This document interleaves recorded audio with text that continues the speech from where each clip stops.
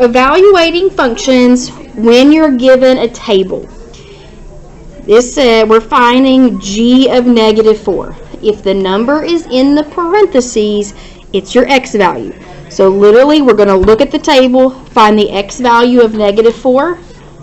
The y value is pi. Remember, pi is just a number. It's literally the number 3.14 with a little bit extra. Okay, pi is just a number.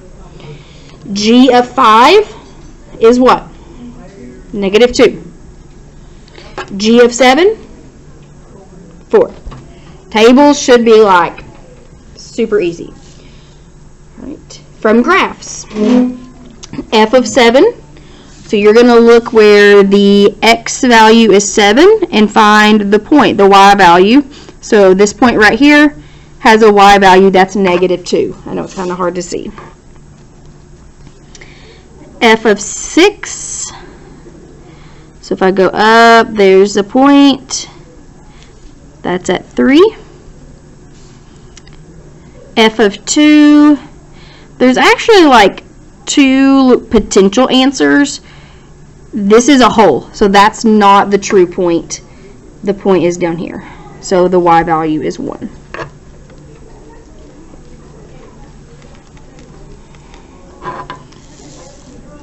And then from equations, you would just plug this number in for x. You've not really seen any piecewise functions. So a piecewise function, when graphed, looks something like this. It's just different pieces, different segments. And depending on what your x is, that'll tell you which equation to plug it into. So if your x is -5, that's less than 1. So we got to plug it into this first equation. So the absolute value of -7 plus 3 times -5, that would be -7 minus 15, which is the absolute value of -22, which is 22.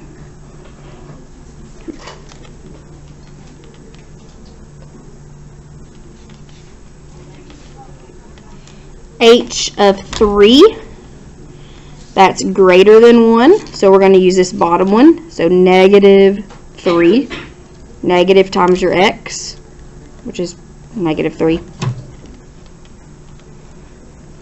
And then h of 1, so when x equals 1, your answer is -4.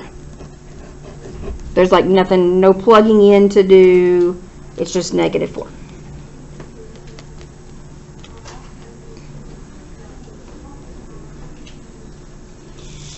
Now, composite functions, you will see written like one of 2 ways. Like this, f of g of x, or f with the open circle of g of x. One thing they told us at one of my earlier meetings is you will never see this as the only, like if it gives you this, it's also going to tell you this. You will always at least see this right here, which, so that I'm just going to practice always using this notation the majority of the time. But either notation, they mean the same thing. So when you have a composition, when it looks like this, you read it or you say it as f of g of x.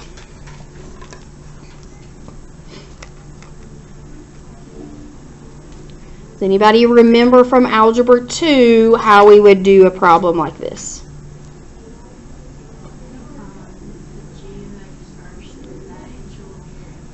Perfect. So you're always going to evaluate I always said the inside, or you could look at it as the right side first. So you always do that one first. Whatever's on the inside, which is g of x, first. And then use the answer that you get there and plug it into the outside or the left, whichever you prefer to think of it, the outside left function.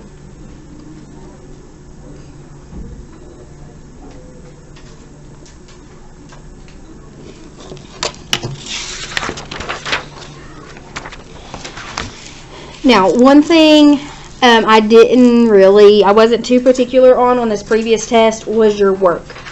You have to show every single step. So even here, if you can do G of 3 in your head, if it is on free response, which a lot of these will, like this type of question will show up, you have to show all of your work. Time, I don't think time will be such an issue that you feel so rushed you can't show your work. You have to show all of your steps. So when I work this out, I'm going to do G of 3 first.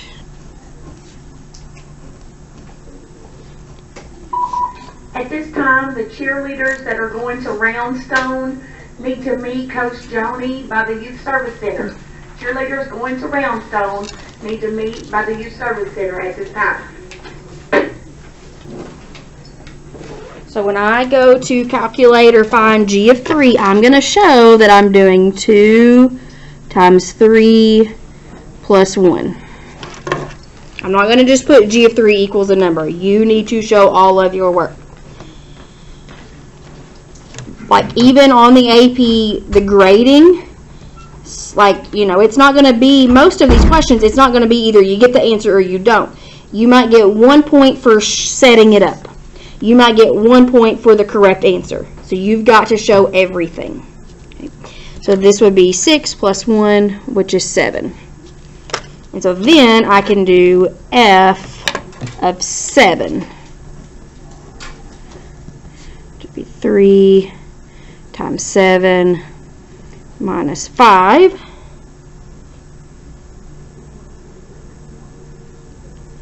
So this would be 21 minus 5, which is 16. And so then I am going to rewrite F of G of 3 equals 16.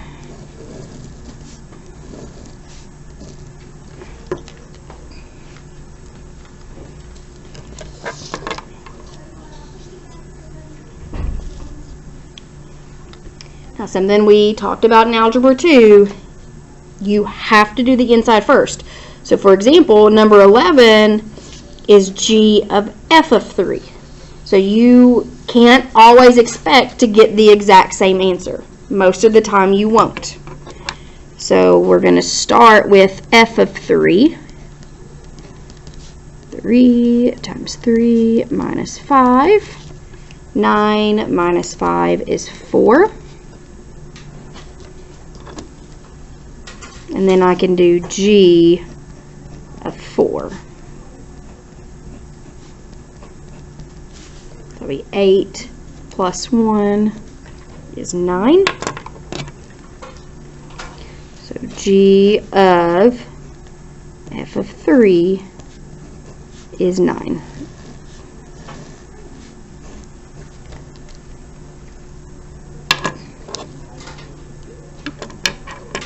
Number 12 is F of 4. So you're plugging 4 into F, and then that answer you get, you're plugging back into the same function. So you can do that. You can have the same function. So F of 4 is 3 times 4 minus 5. 12 minus 5 would be 7. And so then I'm going to turn around and do F of 7, which I already did over here, and I know that is 16. So F of 4 equals 16.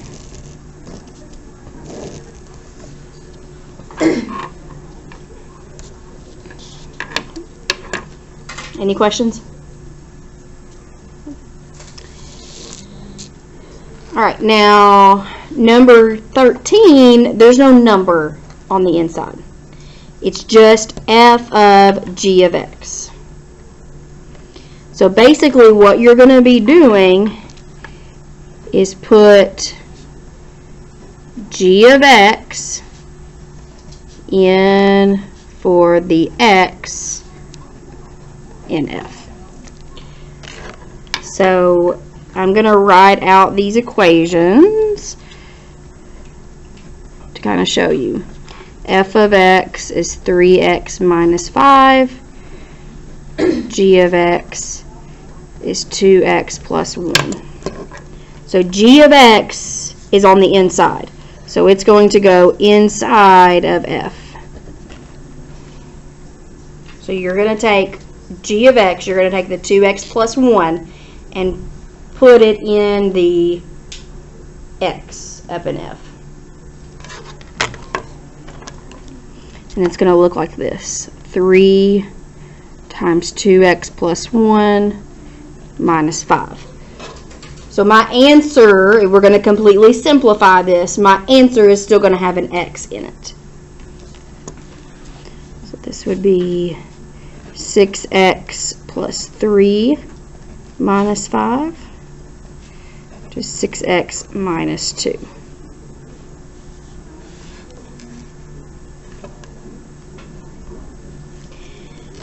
Now, if I were to look back up here at number 10, if I were to plug in a 3 into this equation, I should still get 16. 6 times 3 is 18, minus 2 is 16.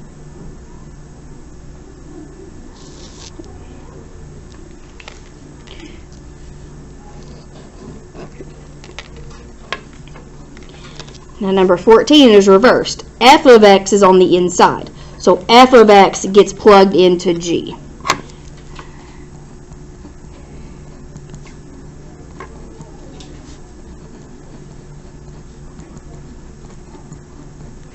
So f of x goes in there.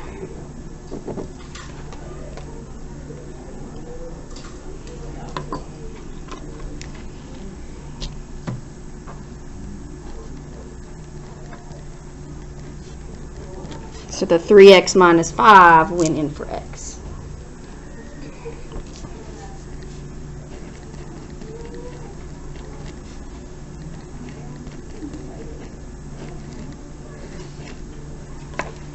And you get 6x minus 9.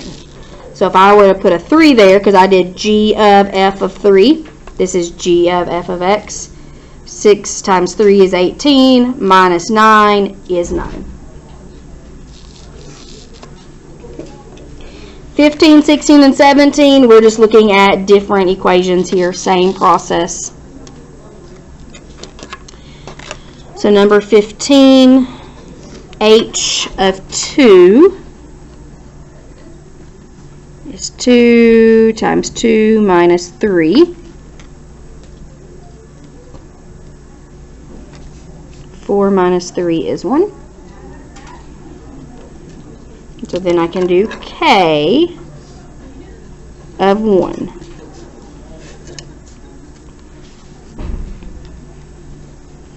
So 1 squared plus 4 times 1 plus 5.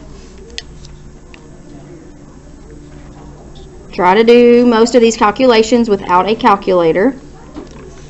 So this would be 1 plus 4 plus 5,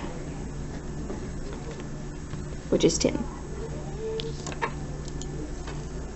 So k of h of 2 is 10.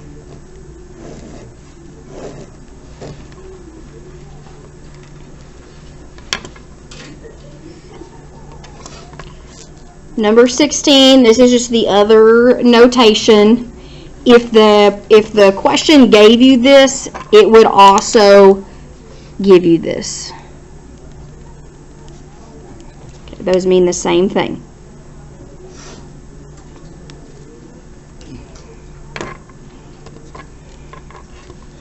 So we're going to do m of -1 first.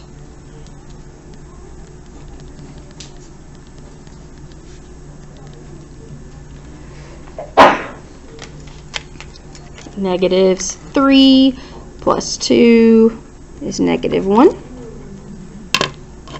And so then we can do h of negative 1. 2 times negative 1 minus 3. So that would be negative 2 minus 3, which is negative 5. So h of m of negative 1 equals negative 5.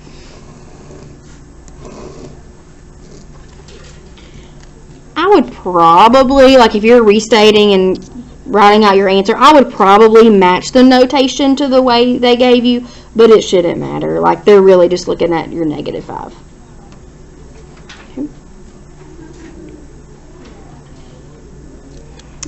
Okay, number 17. K. So we're doing K of P of X. So K of X is x squared plus 4x plus 5. P of x is the square root of 3x plus 1. Yuck.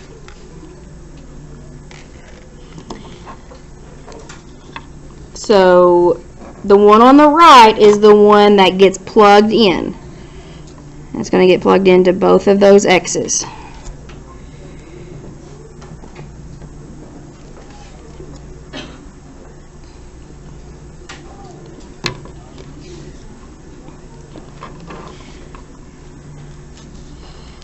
So this, when I plug it into the first one, it's going to be the square root of 3x plus 1 squared. A square root and a squared undo each other. So this is really just going to be 3x plus 1. Plus 4 times the square root of 3x plus 1 plus 5.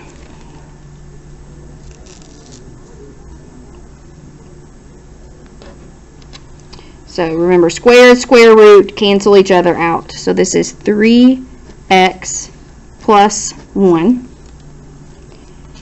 When you multiply a number by a square root, it's just treated like this is a coefficient to the square root. It's just plus 4 square root of 3x plus 1. You don't distribute the 4 or anything. Plus 5.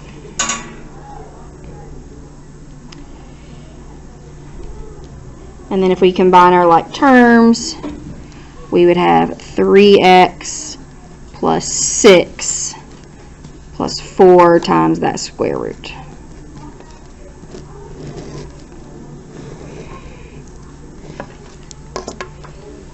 So that one looks worse. That looks terrible. All right, I'll do just a few more. So here we have, this is actually, these three are the same as what we saw at the beginning. And then we also are told the function j is the result of applying 2 transformations to the graph of f in this order. So we're going to write, I'm going to show you how to write out this. So j of x equals, we're going to be applying some transformations, our favorite. So a vertical dilation by a scale factor of 1/2. A vertical dilation is a number multiplied in the front. So we're going to have 1/2 times f of something. A horizontal translation of 2 units.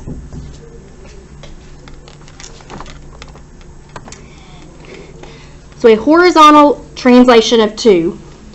Horizontal is anything on the inside, it's always opposite.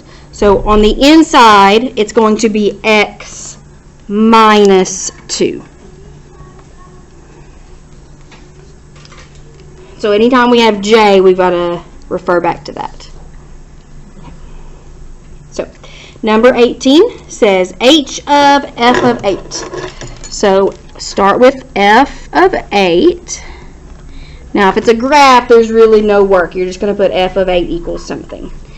So at F of 8, find the part of the graph. What's the Y value?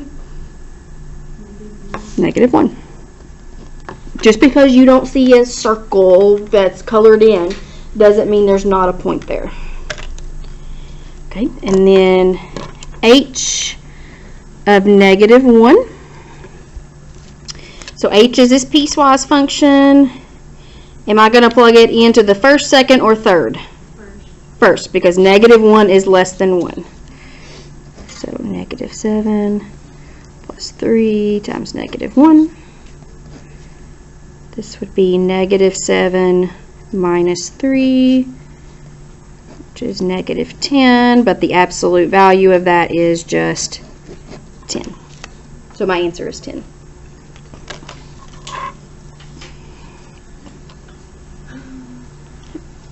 Any questions? 19, J of 0.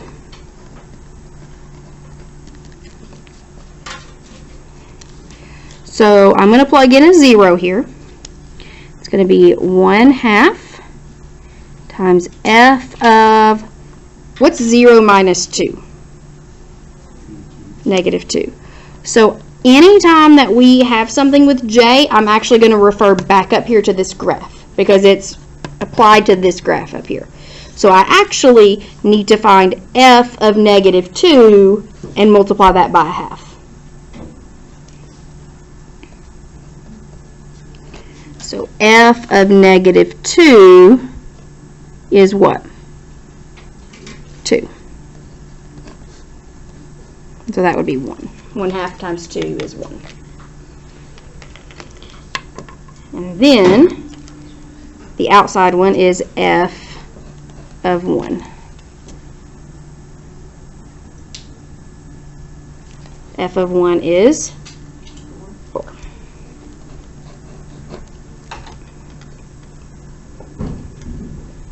I want you to try the rest of these. Number 20 is 4.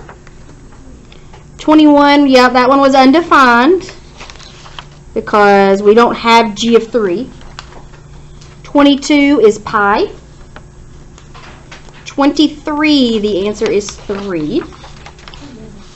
Anybody? 24 is 1. And 25 is -1. Oh, my bad. Yep. So 25, so the kind of some tough algebra here, tough calculations a little bit.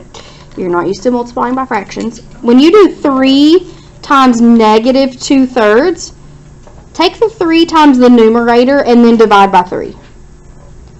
So like 3 times -2 is -6, divided by 3 is -2. So this was really -7 minus 2, which was -9, but the absolute value of that is 9. I missed the step of the graph. I skipped that one and just divided 7 by 2.